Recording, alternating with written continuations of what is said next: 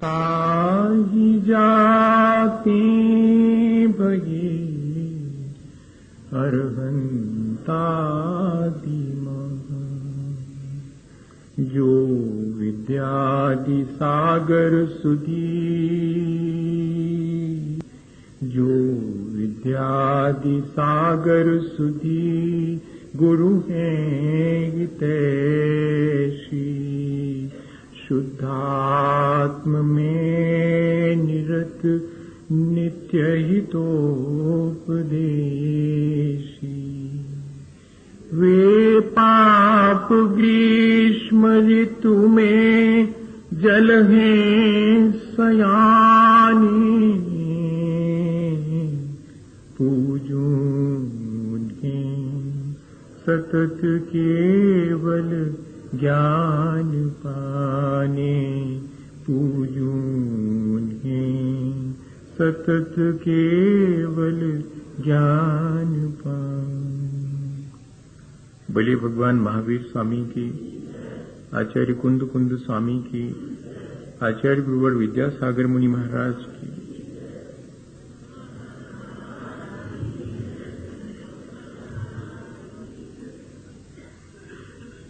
हम सभी लोगों ने पिछले दिनों अपने जीवन की विविधता और इस संसार की विचित्रता, इन दोनों बातों को जानने के लिए एक प्रक्रिया, एक विचार की प्रक्रिया शुरू की थी। और हमने ये बहुत अच्छे से समझ लिया है कि हमारे जीवन में जो भी घटित होता है उसका प्रमुख कारण मेरा अपना कर्म है। मैं कर्म निरंतर करता हूं, कर्मों का फल भी मुझे ही चखना होता है। और इतना ही नहीं, कर्मों का फल चखते समय मेरी जो असावधानी है, मेरी जो गाफिलता है, मेरी जो अज्ञानता है, वो मुझे और नए कर्म बंधन के लिए मजबूर कर देती है। कर्म सिर्फ एक भौतिक प्रक्रिया नहीं है, कर्म एक मानसिक, भावनात्मक और आध्यात्मिक प्रक्रिया भी है। कर्म दोनों तरह के किए जा सकते हैं।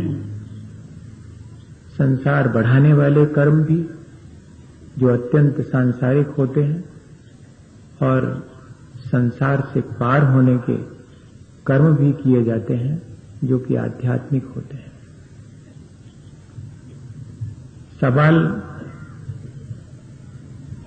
सवाल सिर्फ इस बात का है कि मुझे संसार बढ़ाने वाले कर्म चुनना है या कि संसार से पार होने के कर्म चुनना है। कोई भी संसार में शरीर धारण करने वाला ऐसा नहीं है जो कर्म न करे।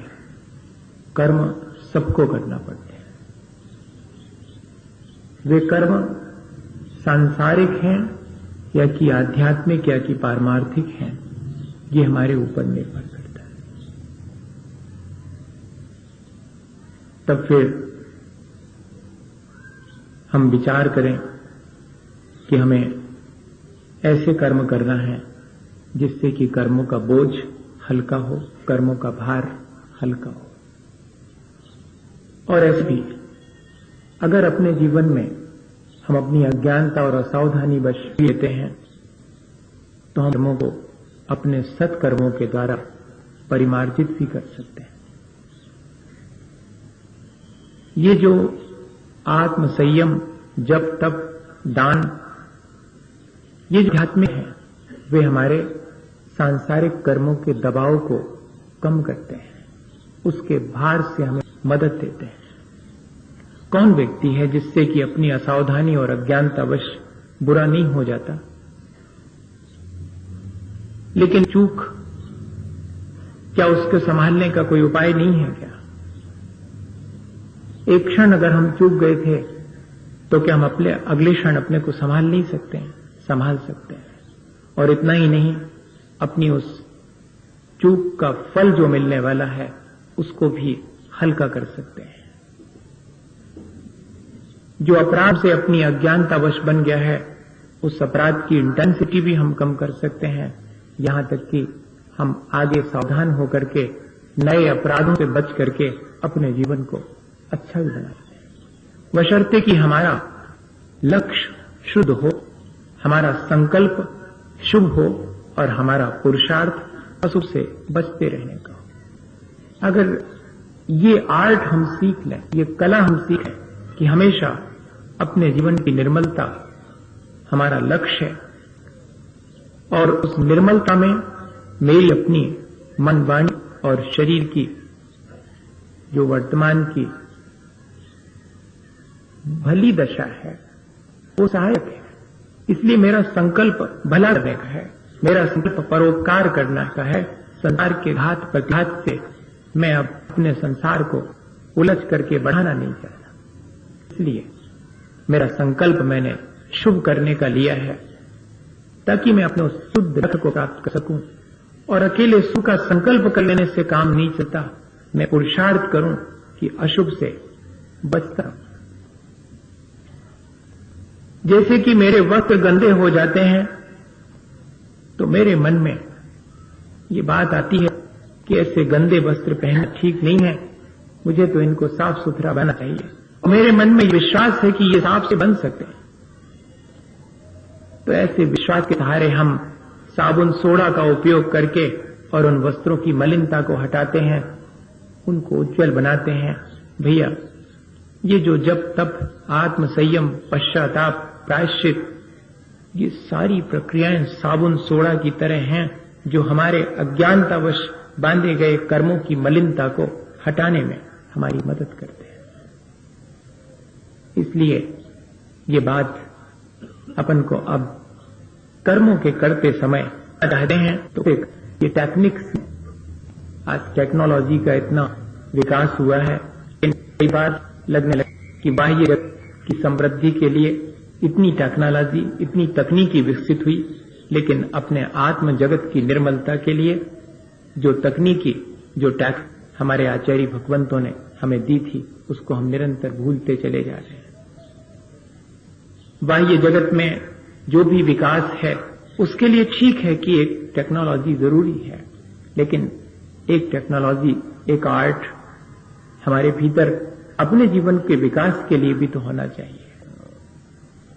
अपनी मलिनताओं को हटाने का हम पुरुषार्थ करें और निरंतर अपने जीवन को उज्जवल बनाने का संकल्प हमारे मन में हो, तो हमारी ये कर्मबंध की प्रक्रिया सही मानी जाएगी। वरना मैंने देखा है कि कर्मों के बारे में राई रत्ती जानने वाले जीवन को मालूम है कि किस प्रकृति का बंध कहां तक होता है, किसका उदय कहां तक चलता है और किसकी सत्ता कहां तक चलती है, और क्या टेक्नोलॉजी है कि हम इन चीजों को अपने भीतर ही सत्ता में नष्ट कर सकते हैं। क्या उत्कर्षण है, क्या अपकर्षण है, क्या उदय है, क्या उदीर्ण है और क्या संक्रमण है, राई रत्ती जानते हैं। बैठ जावें तो ऐसी चर्चा करें कि चर्चा सुन करके सामने वाले को लगे कि अद्भुत है ज्ञान, लेकिन जरा जीवन में झांक करके देखें तो वहां सारा कुछ अज्ञानता में व्यतीत हो रहा है। इसलिए मैंने वो सारी बातें बहुत मुख्य नहीं रखी। हमने तो सिर्फ कर्म सिद्धांत से यही सीखने की कोशिश करी है कि मेरी अपनी अज्ञानता में मेरे से जो कुछ भी बुरा हो गया है, अब मैं उसके लिए रोऊं तो रोने से कोई फायदा नहीं होने वाला। जब वो मुझे अपना फल देगा तब उसका फल पाने के लिए मैं बचने की कोशिश करूं कि मुझे फल ना पाना पड़े, या कि मैं हाय तो वो मचाऊं, दुखी हूं तो भी कोई फायदा नहीं होने वाला। मेरा फायदा तो इसमें है कि मेरी अज्ञानता से मैंने जो अपने भीतर खोटे कर्म संचित कर लिए हैं, हो सके तो कोई वर्तमान में ऐसा उद्यम करूं, ऐसा पुरुषार्थ करूं जिससे कि उन खोटे कर्मों का दबाव कम हो जावे और आगे के लिए उनकी जो संतति, उनकी जो परंपरा चल रही थी उसको भी हम रोक सकें। बस इतना ही पुरुषार्थ हमें वर्तमान में करना चाहिए। कर्म जो हम करते हैं उनका फल सिर्फ हमें ही मिलता हो, यह बात सब जानते हैं, लेकिन ध्यान रखना कि इतना ही नहीं है। कर्म का फल वर्तमान में भी मिलता है और दूरगामी परिणाम भी हमारे अपने कर्मों के होते हैं। और इतना ही नहीं, अपने एक अकेले के जीवन के ऊपर ही नहीं, आसपास के परिवेश और वातावरण पर भी हमारे कर्मों का असर पड़ता है। ये बात भी हमें जरा विचार कर लेनी चाहिए। कर्म करते समय कितनी जिम्मेदारी हमारी है, ये बात हमें समझ में आनी चाहिए। तो फिर हमारे अपने कर्म करने की जो कुशलता है, वो हमारे कर्म तो करना है, लेकिन कुशलता कैसी हमारे अंदर होनी चाहिए कि ये कर्म मेरी क्षति ना करें, मेरे परिवेश की भी क्षति ना करें। मेरे किए हुए कर्म सिर्फ मेरी ही क्षति या ही उत्थान नहीं करते हैं, मेरे आसपास के परिवेश की क्षति और आसपास के परिवेश के उत्थान में भी कारण बनते हैं। इस बात पर भी हमें विचार करना चाहिए। मेरे कर्म मेरे वैयक्तिक नहीं हैं, वे सामाजिक और राष्ट्रीय और अत्यंत व्यापक हैं। जैसे अपन सब जानते हैं कि अगर परिवार में कोई एक व्यक्ति धर्मात्मा है तो उस परिवार की विश्वसनीयता, उस परिवार के प्रति लोगों के मन में प्रशंसा का भाव, उस परिवार की प्रामाणिकता, इन सारी चीजों में बढ़ोतरी होती है कि नहीं होती। एक व्यक्ति परिवार में धर्मात्मा है तो सारे परिवार को उसका फल मिलता है या नहीं मिलता है? सबको उसकी प्रशंसा और उसकी विश्वसनीयता का लाभ मिलता है कि नहीं मिलता? आज हमें किस चीज का लाभ मिल रहा है? आज हमारे साथ एक चीज सबसे बड़ी जुड़ी है कि हम अपने आचार्य महाराज के शिष्य हैं। उनकी उस त्याग तपस्या का फल हमें भी मिल रहा है कि नहीं मिल रहा है? जहां जाते हैं वहां पर लोग श्रद्धा की दृष्टि से देखते हैं, भैया उनके शिष्य हैं। हमने अभी कुछ भी नहीं किया, हमने आपसे कोई अभी बात भी नहीं की है, लेकिन इसके बावजूद भी और उसका फल मिलता है कि नहीं मिलता? ये सामने उदाहरण है अपने, कोई ऐसी चीज नहीं है, सबके देखने में अनुभव में आती है। और इतना ही नहीं है, एक मछली सारे तालाब को गंदा करती है, इसका भी उदाहरण सबके सामने है कि अगर दुर्योधन को थोड़ी सी राज्य की लोलुपता नहीं होती तो युद्ध नहीं होता। और एक अकेले गांधी जी को अहिंसा और सत्य का पालन करते हुए देश को स्वतंत्रता नहीं मिलती अगर उनके शुभ कर्म का सबको फल नहीं मिलता। तीर्थंकर अपने आत्मा का खुद कल्याण करते हैं, लेकिन तीर्थंकर की दिव्य ध्वनि को सुन करके चतुर्विध संघ अपना कल्याण कर लेता है। हमारे किए हुए कर्म दूसरे के उत्थान और पतन दोनों में जिम्मेदार होता है। माता पिता के अपने जैसे कि धन संपत्ति अपने बेटे को मिलती है, इतना ही नहीं समझना, माता पिता का कर्ज भी बेटे को ही चुकता करना पड़ता है। दोनों ही स्थितियां हैं। उनके किए हुए भले और बुरे कर्मों का असर आने वाली संतति पर भी पड़ता है। इतनी सावधानी का काम है कर्म करना। सिर्फ हमारे ही अपने जीवन को बेमुश्किल में नहीं डालते हैं या हमारे जीवन का उत्थान नहीं करते हैं, वे हमारे आसपास के परिवेश को भी प्रभावित करते हैं। ये बात हमारे ध्यान में बनी रहे। तब फिर कैसे कर्म करना है, ये अपने मन में अपने आप ही विचार आना शुरू होगा।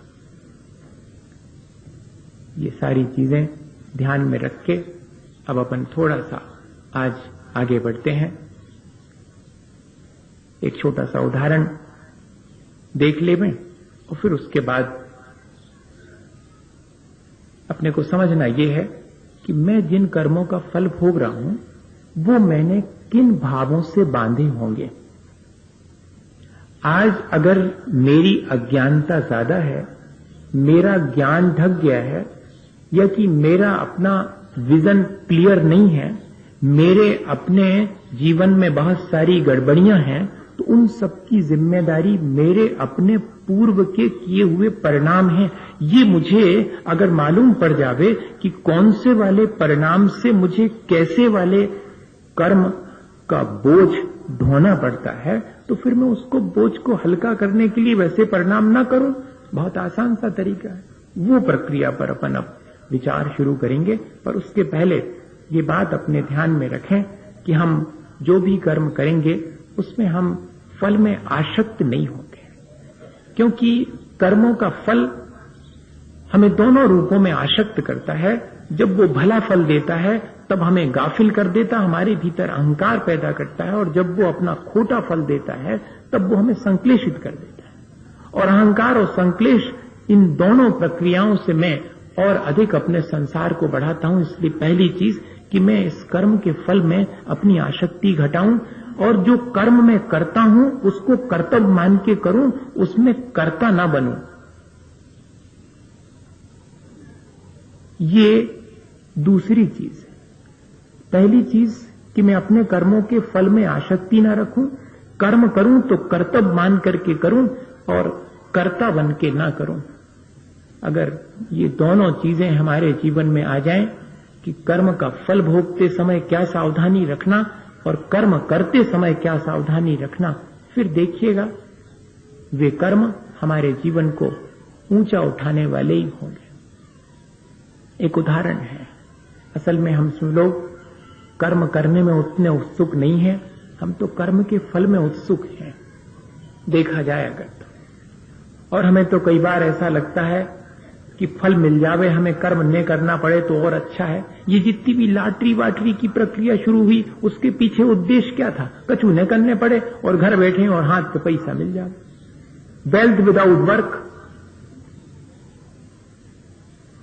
गांधी जी ने इसको एक पाप कहा है। Wealth without work is a sin, और knowledge without morality is a sin.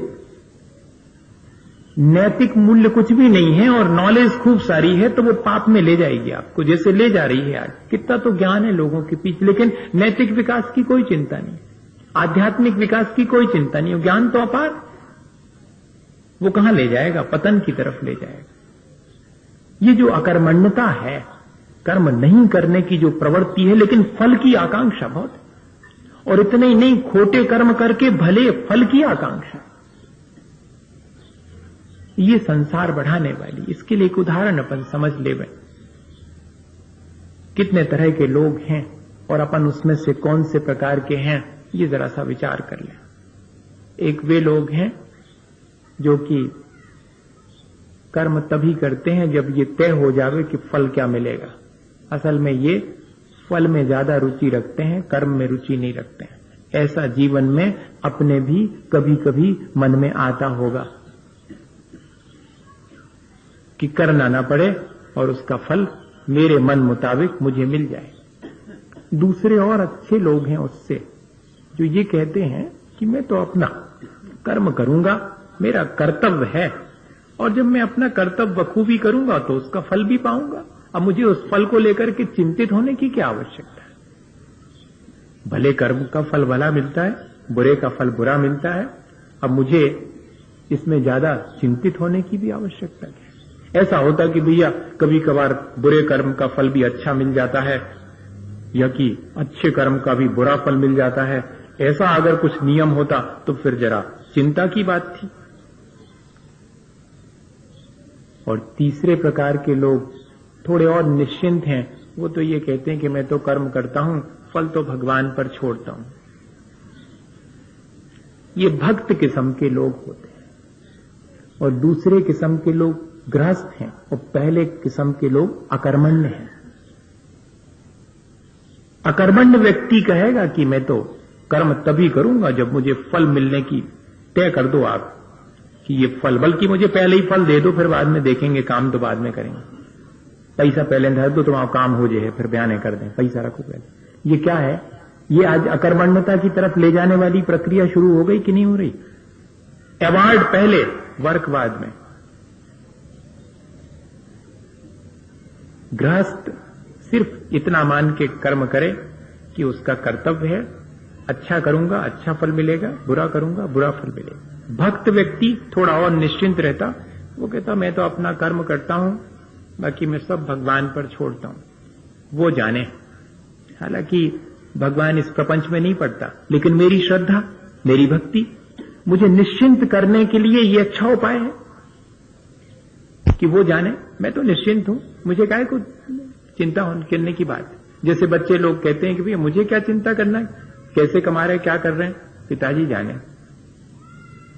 और चौथे प्रकार के वे हैं जो थोड़े और ज्यादा ज्ञानी हैं, जो ये कहते हैं कि कर्म मैं करूंगा, मुझे उसके फल की कोई आकांक्षा नहीं है। ऐसा निष्काम कर्म करने वाले तो बहुत विरले साधु जन, जिनको स्थित प्रज्ञ कहते हैं, जो अपने कर्म के फल में समता धारण करते हैं, जो अच्छा फल मिलने पर एक्साइट नहीं होते और बुरा फल मिलने पर डिप्रेस नहीं होते और साम भाव से अपना कर्म करते चले जाते हैं। ऐसे विरले ही हैं। हम भी कभी ऐसा कर्म करके देखें। और पांचवें प्रकार के और हैं जो न कर्म करते हैं और न कर्म का फल चाहते हैं, जो कहते हैं ना तो मैं कर्म करता हूं, न मुझे कर्म के फल की आकांक्षा है। ऐसे या तो बहुत पहुंचे हैं या फिर एकदम निठल्ले हैं। अब ये डिसाइड कौन करेगा? ये तो उनके अपने परिणाम डिसाइड करेंगे। सांसारिक कार्यों को नहीं करना और उनके फल की आकांक्षा भी नहीं रखना, ये तो बहुत पहुंचा हुआ व्यक्ति हो सकता है, और या फिर निठल्ला आलसी व्यक्ति हो सकता है, जो कि अपने जीवन के लिए कोई कर्म ही ना करे और उसके फल के प्रति भी और अज्ञानी बना रहे। अब हमें इन पांच में से कौन सा होना है, ये विचार स्वयं करना चाहिए। कर्म तो सभी कर रहे हैं, फल की आसक्ति पूर्वक भी कर रहे हैं और सहज भाव से भी कर रहे हैं। अच्छा करूंगा तो अच्छा फल मिलेगा। और कुछ लोग हैं जो कि कर्म के फल के समय समता भाव भी धारण करते हैं।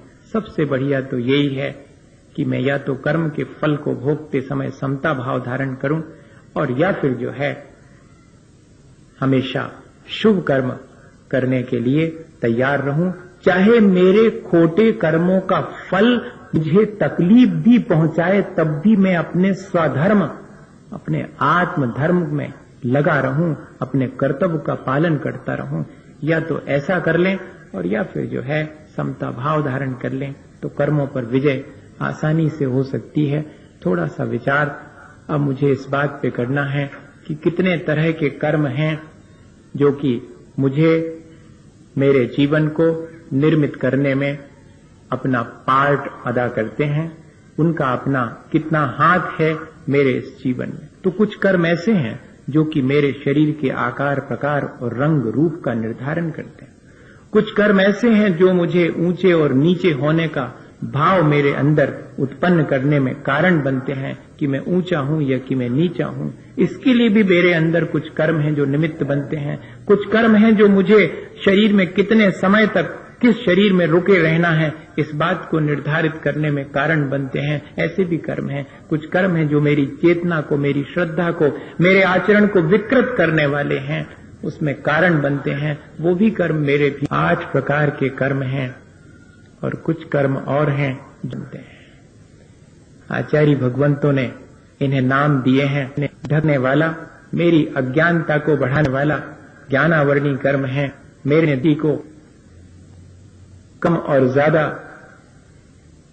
बनाने वाला, मेरे अपने सामान्य प्रतिभास को कम दर्शनावर्णी कर्म है। मेरे सुख दुख में निमित्त बनने वाला वेदनी कर्म है। मेरी चेतना को, मेरी श्रद्धा को, मेरे आचरण को विकृत कर देने वाला मोहनी कर्म है।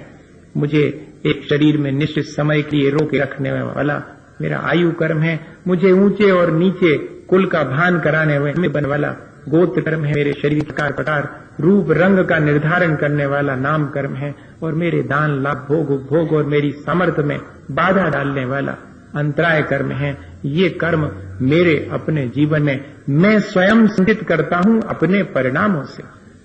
ये बहुत फिजिकल नहीं है, बहुत भौतिक नहीं है। ये हमारे साथ इंटरमिगिल करते हैं, हमारे साथ ट्रैप हो जाते हैं। वो बहुत भौतिक मालूम पड़ते हैं, लेकिन ये बहुत मानसिक, बहुत भावनात्मक कर्म हैं, जिनमें कि मेरा अपना पुरुषार्थ काम आता है।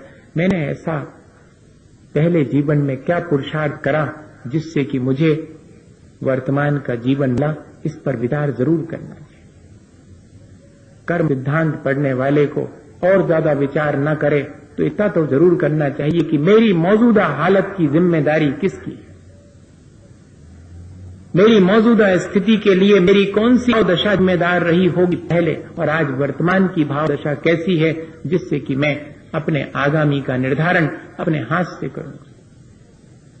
इतना आगे कर्म सिद्धांत पढ़ने के लिए, और उसका क्लू है अगर इतनी बात हमारे ध्यान में रही आए तो समझिएगा कि वाकई में हमने इन कर्मों को ठीक ठीक समझ लिया है, हमारे कर्म के बारे में अज्ञानता हट गई है। वरना तो इस संसार में कर्मों से पार पाने वाले बहुत विरले ही हैं। कर्मों से पार पा पाना इतना आसान नहीं है। हमारे ही अपने कर्मों से हम पार नहीं पा पाते।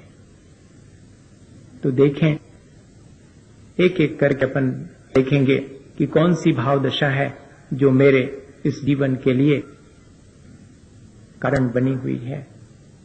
मेरे ज्ञान में कमी है, मेरा अज्ञान बहुत है, कोई तो बात होगी।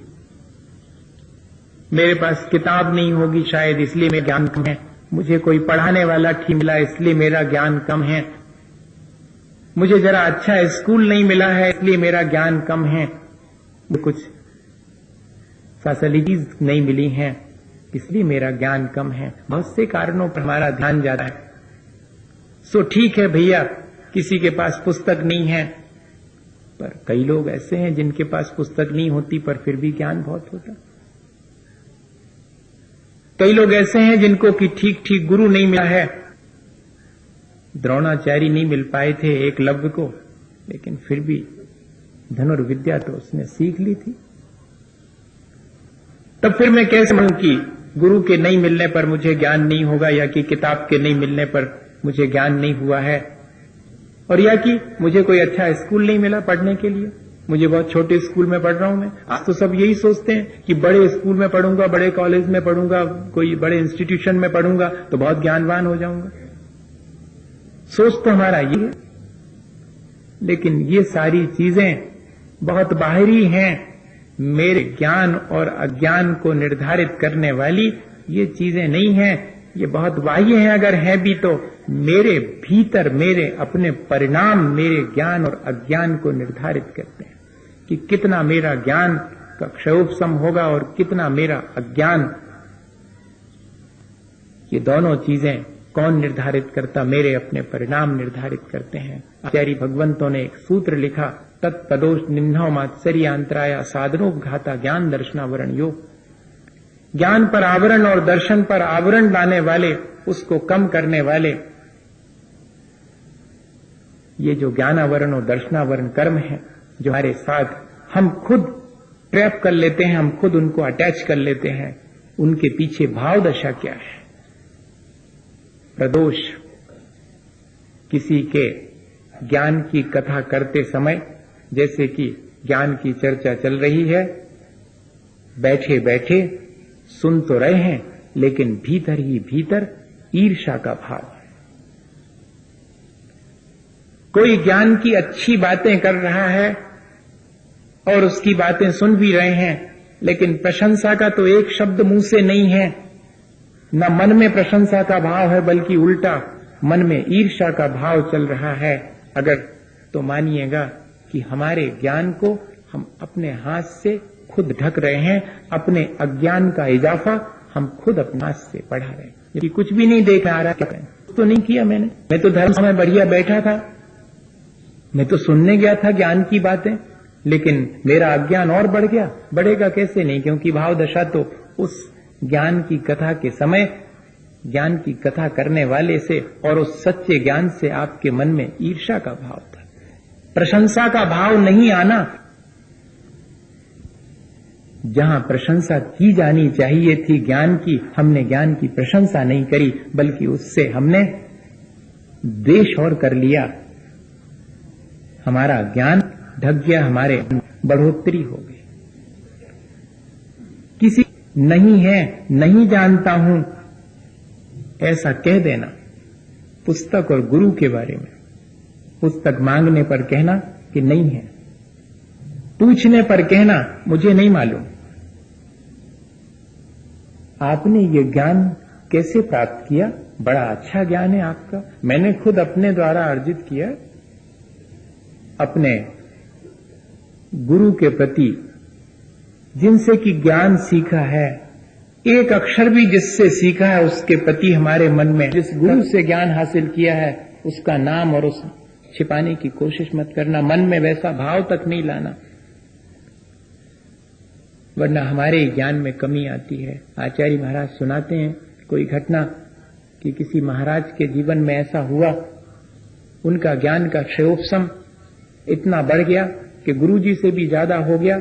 अब उनको इस बात में शर्म आने लगी। लोग पूछते थे जबकि आपका इतना उत्कृष्ट ज्ञान, तो उनको इस बात में शर्म आने लगी कि कैसे कहें कि इन गुरुजी से सीखा, भी तो बिल्कुल ही बुद्धू है, उनका नाम बता करके हमें क्या मिलने वाला। नहीं, मैंने अपने पुरुषार्थ से इस ज्ञान को अर्जित किया है। ऐसा अहंकार उनके भीतर आ गया और अपने गुरु का नाम छिपा लिया और गुरु के प्रति अभिनय का भाव आ गया। उसका परिणाम उनके जीवन में ही देखने में आ गया कि इतना कुंदन सा शरीर था, वो धीरे धीरे पूरा ब्लैकिश होता चला गया जीवन में। लेकिन वो ज्ञान ऐसा नहीं था, थोड़ी असावधानी हो गई, इसलिए ऐसी स्थिति बन गई। लेकिन जैसे ही उनके शरीर में परिवर्तन होना शुरू हुआ, उनका ध्यान चला गया और उनको अपनी गलती का एहसास हुआ। तो कहते हैं कि अत्यंत पश्चाताप किया, गुरु के चरणों में जाकर के माफी मांगी और कहते हैं कि कुछ दिनों के अंदर उनका शरीर ज्यों का त्यों हो गया। भैया, अपने किए हुए कर्मों का तुरंत भी परिणाम मिलता है और दूरगामी परिणाम भी होता है। बहुत सावधानी की आवश्यकता है। अरे भाई, अपन ने ज्ञान हासिल कर लिया है तो जिस पुस्तक से हासिल किया है, जिन गुरुजनों के चरणों में बैठ के हासिल किया है, उनकी कृतज्ञता। लेकिन उन क्षणों में मेरा अहंकार मुझे शांत नहीं बैठने देता। मुझे याद है, खुद सतना वाले आके बैठे हैं, बात होती थी और सैकड़ों लोग बैठे हुए हैं और प्रश्नोत्तरी के दौरान एक के बाद एक प्रश्न आते चले जा रहे हैं और मैं जवाब देता चला जा रहा हूं आचार्य महाराज का स्मरण करके। और एक प्रश्न उसके बीच में ऐसा आया कि अद्भुत है आपका ज्ञान, इस क्षण में तो ऐसा लग रहा है कि जैसे आपके जिह्वा पर सरस्वती आके बैठ गई। और ये पकड़ के मेरे 30 सेकंड के लिए ये विचार आ गया कि हाँ, सचमुच मेरे पास ज्ञान की अच्छी सामर्थ्य है। और आप आश्चर्य करेंगे कि अगले वाले उत्तर, जबकि 2-5 सेकंड लगते, लेकिन 1 मिनट तक अगले वाले का उत्तर नहीं सूझा। मेरे मन में क्या कर रहा हूं मैं तो आचार्य श्री का आशीर्वाद लेकर के इस गद्दी पर बैठा हुआ हूं, मैं थोड़ी उत्तर दे रहा हूं, उत्तर तो वो ही दे रहे हैं। और जैसे ही ये भाव आया और उसके बाद कहते हैं प्रश्न के उत्तर बनने लगे। मैंने अपने जीवन में ऐसा कई बार अनुभव किया। मैं आपको इसलिए कह रहा हूं कि अपने इस छोटे से क्षयोपशम ज्ञान के अहंकार में अपने गुरु या कि किसी अपने शास्त्र जिससे कि हमने ये सारी विद्या हासिल की है, उसका नाम छिपाने का प्रयत्न नहीं करना, ना अपने बच्चों को ऐसी सलाह देना, बल्कि दो, विद्या तो बांटने से बढ़ती है। 2 ही चीजें हैं संसार में जो बांटने से घटती नहीं है, ज्ञान या कि प्रेम। कितने ही बांटो, बढ़ता चला जाता। इनमें कभी भी जो है और अहंकार नहीं करना। तत्प्रदोष निन्नो मात्सरी, देने योग्य ज्ञान को नहीं देना, जानते हुए भी देने से इनकार कर देना। भीतर कौन सा भाव है? कलुषता का भाव है कि मेरे ज्ञान दे देने से इसका बढ़ जाएगा, ये मेरे से आगे न निकल जाए। ऐसा करते हैं बच्चे अपनी पोजीशन बनाने के लिए, और दूसरे को बुक्स नहीं देंगे, दूसरे को बताएंगे नहीं प्रॉब्लम्स। सामान्य पढ़ाई में भी ये तो फिर तत्व ज्ञान की बात है। तत्व ज्ञान के समय अगर कोई ऐसा करे तब तो भारी अज्ञानता का ही कारण है, आगे भी अज्ञानता ही हाथ में आने वाली है। इसलिए भैया, जब भी कोई अपन को बात मालूम है, तत्व की बात, और कोई पूछे तो इनकार नहीं करना। देने योग्य ज्ञान है और पाने वाला भी उसकी योग्यता रखता है, तो मन में कलुषता रख करके कि इसको क्यों बताऊं, इसका ज्ञान बढ़ जाएगा, ऐसा भाव रख करके कभी बताने से इनकार नहीं करना। जब भी कोई चाहे आपके कल्याण की, करुणा पूर्वक उसको 2 बातें कह देना, तो ही अपना ज्ञान बढ़ेगा। अपन को आज, अगर मैं इसलिए कह रहा हूं कि आज अपन को अगर ज्ञान नहीं है तो उसका कारण क्या है? मैंने कभी ऐसे खोटे भाव किए होंगे जिससे कि मेरा अज्ञान तो ज्यादा है और ज्ञान कमती है। हम अब रोना नहीं रो सकते कि मेरी अज्ञानता क्यों है। अगर रो नहीं हो तो अपने पुराने परिणामों पर रोएं हम कि ऐसे कैसे खोटे परिणाम किए होंगे कि जिसमें आज मेरा ज्ञान इतना अल्प है, मुझे अपने कल्याण की बात ही नहीं सूझती, मैं उस ज्ञान की बात कर रहा हूं नहीं तो ऐसा वाला ज्ञान नहीं, ऐसा ज्ञान तो बहुत लोगों के पास है। ऐसा ज्ञान जिससे कल्याण की बात सूझे, वो है ज्ञान। दुनिया भर की जानकारी हासिल करने वाला क्षयोपशम कोई ज्यादा काम का नहीं है। क्षयोपशम तो वो है जिससे कि सारभूत रिलेवेंट जो चीजें हैं उनको जानने की सामर्थ्य प्राप्त हो। ऐसे ज्ञान की सामर्थ्य जिससे कि मैं अपने कल्याण की बात जानने के लिए उत्सुक हो जाऊं। संसार को जानने के लिए तो बहुत लोगों के पास बहुत सारा ज्ञान है, वो ज्ञान नहीं है। मैं अपने सारभूत तत्व को जानने के लिए उसका ज्ञान का सदुपयोग क्यों नहीं कर पा रहा हूं? मैंने ऐसे कौन से खोटे भाव किए होंगे जिससे मेरा इन चीजों में ज्ञान नहीं जाता है? किताब पढ़ने का कहें अगर धर्म की तो मन नहीं लगेगा, और एक पत्रिका अभी खींच करके बैठ जाए तो कहो जब तक पूरी ना हो जाए तो छोड़े नहीं। और अगर अपने कल्याण की अगर 2 लाइनें लिखी हुई हैं तो उसमें मन नहीं लगेगा, उबासी आएगी, उठ करके चले जाएंगे। ये क्या चीज है? ये कौन से ऐसे परिणाम मैंने खोटे किए होंगे पहले जिससे कि मेरा संसार के प्रपंच को जानने में तो बहुत रुचि होती है, और इन चीजों के जानने में जिनसे मेरा कल्याण है उसमें अरुचि हो जाती है। ये मैंने पहले मात्सरी किया होगा, सच्चे ज्ञान को देने में मैंने कोताही की होगी, कंजूसी की होगी। इसीलिए आज मुझे सच्चा ज्ञान पाने में और मुश्किल पड़ रही है। तत्प्रदोष निन्नौ मात्सर्य और अंतराय, ज्ञान और ज्ञान के साधनों में बाधा डालना। ये भी अपन वर्तमान में विचार करें कि कहीं ऐसा तो नहीं कि मैं दूसरे के सच्चे ज्ञान में बाधा डाल रहा हूं। बच्चे तो कह रहे हैं कि हम जा रहे हैं वहां पर प्रवचन सुनेंगे। हाँ सुनो प्रवचन, फेल हो जाओगे बाहर कर दूंगा, पढ़ना लिखना है ही नहीं, बस वहीं जा रहे हैं हम सुनने के लिए, महाराज के पास जा रहे हैं। अरे वाह, सच्चे ज्ञान के लिए तो आप रोक रहे हैं, और संसार के ज्ञान बढ़ाने के लिए जिसे 2 चीजें, एक जीव का वो एक सिर्फ जो आजीने वाली है वो ज्ञान तो खूब दो, और जिससे जीवन का उद्धार हो उस ज्ञान में बाधा डालो। इससे क्या होगा? इससे जो है मेरे ही अज्ञान बढ़ेगा, मेरे ही ज्ञान को ढकने वाला काम कर रहा हूं मैं। अगर कोई सम्यक ज्ञान की प्राप्ति की लालयत है तो कभी उसमें बाधा मत डालना। जाओ पढ़ो। हमारी दादी हमें 10 पैसे देती थी अपनी अलमारी साफ करवाने की। हाँ, यहां पर है एक अम्मा जी, वो बिल्कुल दादी जैसी लगती, उनको देख करके मुझे याद भी आ जाती था। मैंने उनसे कहा भी था, तो उनकी आदत थी, ए भैया हमारी अलमारी कौन साफ करेगा? उसमें सब धर्म के ग्रंथ रखे रहते थे, और वो हर हफ्ते उनकी अलमारी साफ करने के लिए लालच देती, 10 पैसे ले ले। हम कहते हम करेंगे, क्योंकि 10 पैसे बहुत होते थे उस समय में। 70 और 71 की बात।